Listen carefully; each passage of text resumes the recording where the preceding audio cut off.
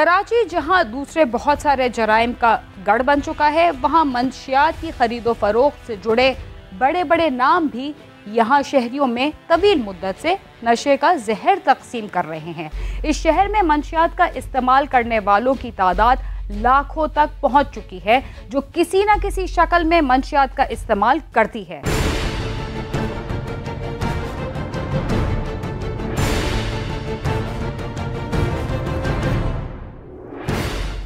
कराची में नशे के आदी अफराद की तादाद मुल्क भर में सबसे ज्यादा बताई जाती है और इस नशे की लत ने कई घर उजाड़ दिए हैं। कई खानदान आज भी अपने प्यारों को नशे की लत में डूबा देखकर रोज जीते रोज मरते हैं। आज हम आपको बताते हैं कि हमारी नौजवान नस्ल अपने हाथों से आइस और क्रिस्टल मैथ जैसा नशा करके अपनी मौत को कैसे दावत दे रही है। आइस और क्रिस्टल मैथ समेत कई नशे अब पोश इलाकों के नौजवानों की तफरी का हिस्सा बन चुके हैं। पार्टी ड्रग्स कहलाने वाली ये मंशियात पार्टी से निकलकर तालीमी इदारों में पहुंच चुकी है।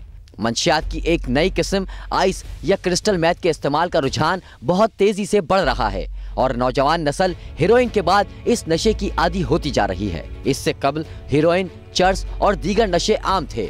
आइस इन नामों में नया इजाफा है जो गुज़श्ता 2-3 साल से हमारे मुआशरे में अपने पंजे गाड़ रहा है। फिलहाल आइस अमीरों का नशा करार दिया जाता है। इस नशे को इस्तेमाल करने वाले एक नौजवान ने बताया कि आइस और क्रिस्टल मैथ नशे की एक पुड़िया 5,000 से 10,000 में फरोख्त होती है। यह नौजवान पहले चर्स का नशा करता था, फिर इसने शराब का सहारा लिया। फिर भी बात ना बनी तो आइस और क्रिस्टल मैथ शुरू कर दी। मैं पहले चरस पीता था, चरस से डायरेक्ट इंग्लिश शराब पीने लगा, शराब के बाद से डायरेक्ट क्रिस्टल पीना शुरू किया। उसके बाद ये हाल हुआ तो घर वाले ने बोले चल इस पर।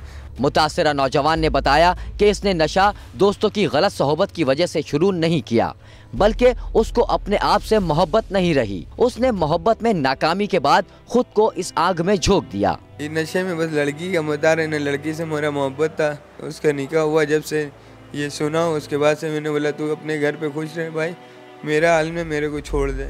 कम से कम भाई जब से नशा कर रहे ना 1.5-2 लाख रुपए पी गए, ना पी गए।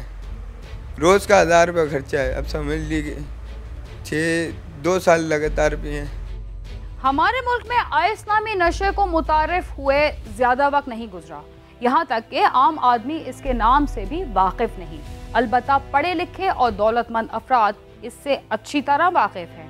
आइए देखते हैं कि दुनिया में पहली बार इस नशे की इब्तिदा कहां से हुई थी और उसे किन मकासद के लिए इस्तेमाल किया गया था। आइस नामी ये नशा नया नहीं है। हुक्काम बताते हैं इस नशे का इस्तेमाल दूसरी जंग अजीम में भी किया गया था। आइस नामी ये नशा करने वाला खुद को तरोताज़ा महसूस करता है। 1919 में जापान में डेवलप हुई थी। ये एक केमिकल है जिसको मेथाम्फेटामिन बोलते हैं। ये 1919 में जापान में इसकी ये जो मौजूदा क्रिस्टल फॉर्म जिसको आप कहते हैं वो डेवलप हुई।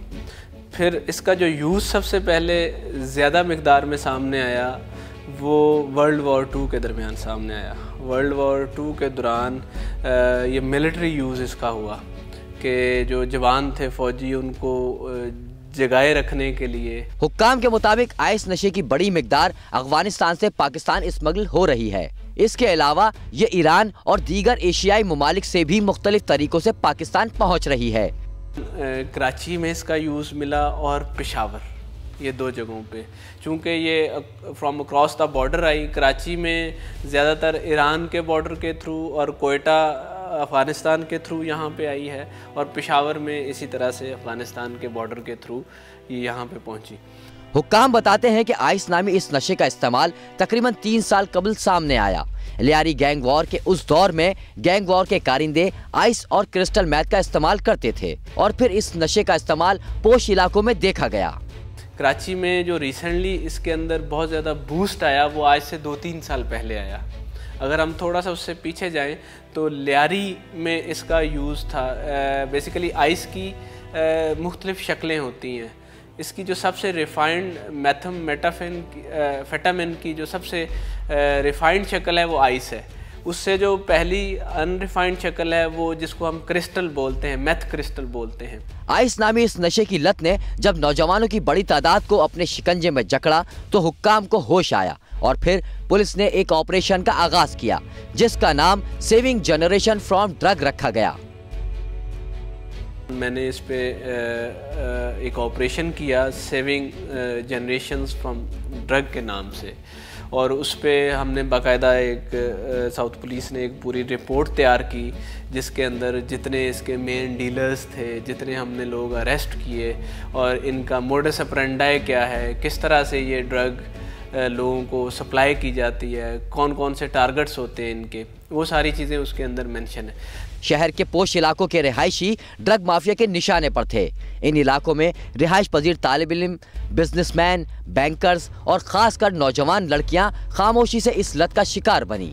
यूनिवर्सिटी के ग्रेजुएट्स, बैंकिंग सेक्टर के लोग, कॉरपोरेट इंडस्ट्री के लोग इसमें शामिल थे जो कि इसको अफोर्ड कर सकते हैं, और अच्छी फैमिलीज़ के लोग शामिल थे इसके अंदर। चूँकि कोकेन और आइस दोनों महंगे नशे हैं तो इसको वही अफोर्ड कर सकता है जिसके अंदर इसकी कैपेसिटी है। आइस नामी नशे की फरोख्त आज भी जारी है। हमारे मुआशरे के नौजवान दोस्तों में बैठकर ये नशा करते हैं, लेकिन उनके वालिदैन इन तमाम बातों से बेखबर होते हैं। लेकिन क्या पुलिस भी कोई कार्रवाई कर रही है या नहीं? आइस नामी नशे के खिलाफ ऑपरेशन के दौरान एक नेटवर्क सामने आया जो डांस पार्टीज में आइस का इस्तेमाल कराता था।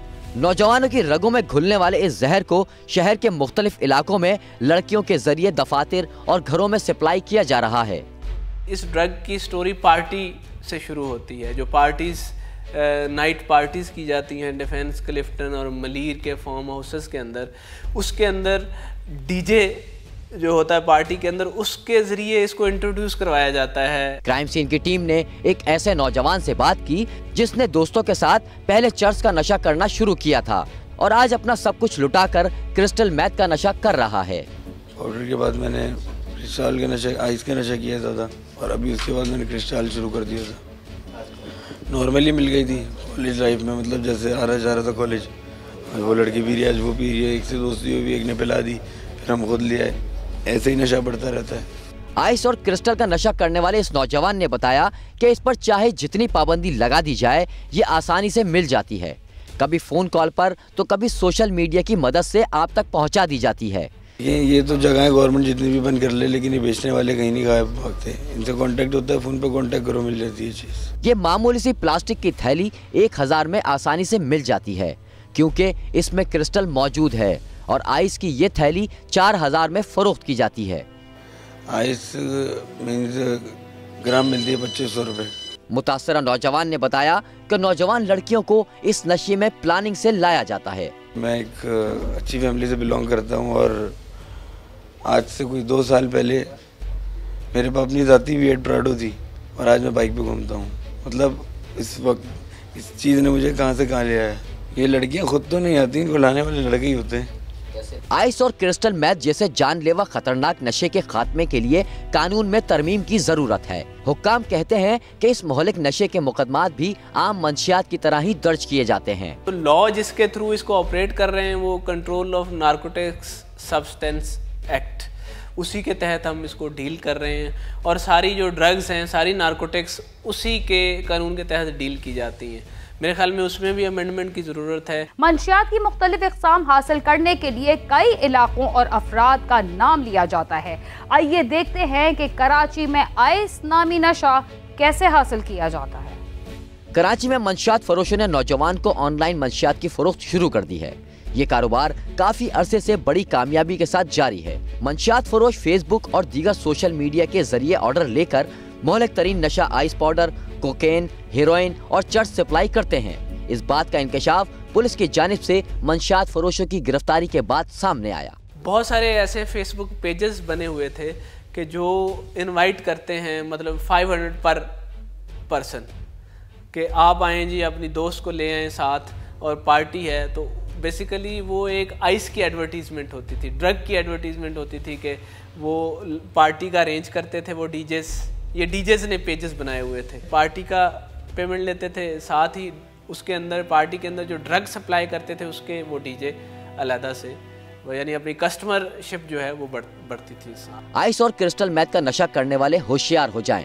क्योंकि ये नशा आपसे आपकी जिंदगी भी छीन सकता है। डॉक्टर का कहना है कि नशे के आदी अफराद को नॉर्मल जिंदगी में वापस आने में 1 माह का अरसा लग जाता है। इस नशे को लेने के बाद मरीज जो है वो वायोलेंट हो जाता है, उसमें तशद्दुद का रुझान बढ़ जाता है, वो ज़्यादा क्रिमिनल माइंडेड हो जाता है, क्राइम करने को वो बुरा नहीं समझता।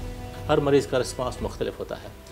इसका जो तोड़ है वो खासा शदीद होता है और हीरोइन का इलाज तो हम जो वो 2 हफ्ते में मरीज़ को फारिग कर देते हैं, मरीज़ अच्छा भला हो जाता है, लेकिन ये 2 से 4 हफ्ते लेता है।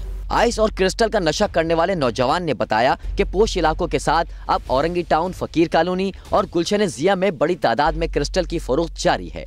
आइस और क्रिस्टल सप्लाई करने वाले मोटरसाइकिल पर आते हैं जिन्हें पुलिस पकड़ नहीं पाती। एक घर फकीर में मिलता, फकीर कॉलोनी में, दूसरा गुलशन जिया में मिलता मेरे घर के पास।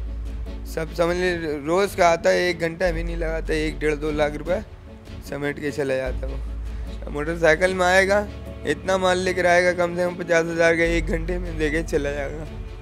दिया और चला गया। एक इतनी का छोटा सा दाना वो 400-500 रुपये का दाना है, छोटा सा पत्थर का ढेला होगा।